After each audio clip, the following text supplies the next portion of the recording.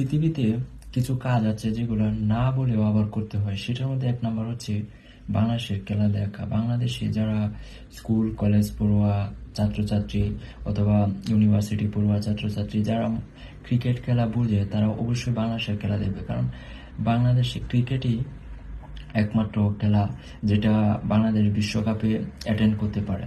তো সেটার জন্যই আমরা ক্রিকেট খেলা দেখি, বাংলাদেশ হারলেও দেখি জিতলেও দেখি।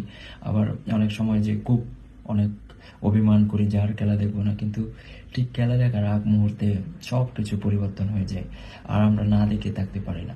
কারণ এটা যে আমাদের মাতৃভূমি, আমাদেরই দেশ, আমাদেরই সব কিছু। এই দেশের মাটির গন্ধ আমাদের মানে সবচেয়ে প্রিয়। আর এই দেশেতেই জন্ম আমাদের, এই দেশেতেই আমাদের মৃত্যু হবে।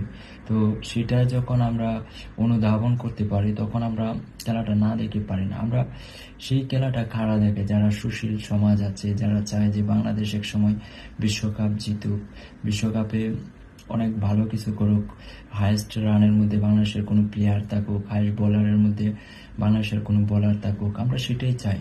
তো সেটা আমরা কোনো সময়ই আমাদের এই সিদ্ধান্ত বদলাতে পারি না, কারণ আমরা অনেক সময় অভিমান করি, কারণ তারা হেরে গেছে, তারা পারে নাই, অস্ট্রেলিয়ার সাথে পারে নাই, ইংল্যান্ডের সাথে পারে নাই, ইন্ডিয়ার সাথে পারে নাই।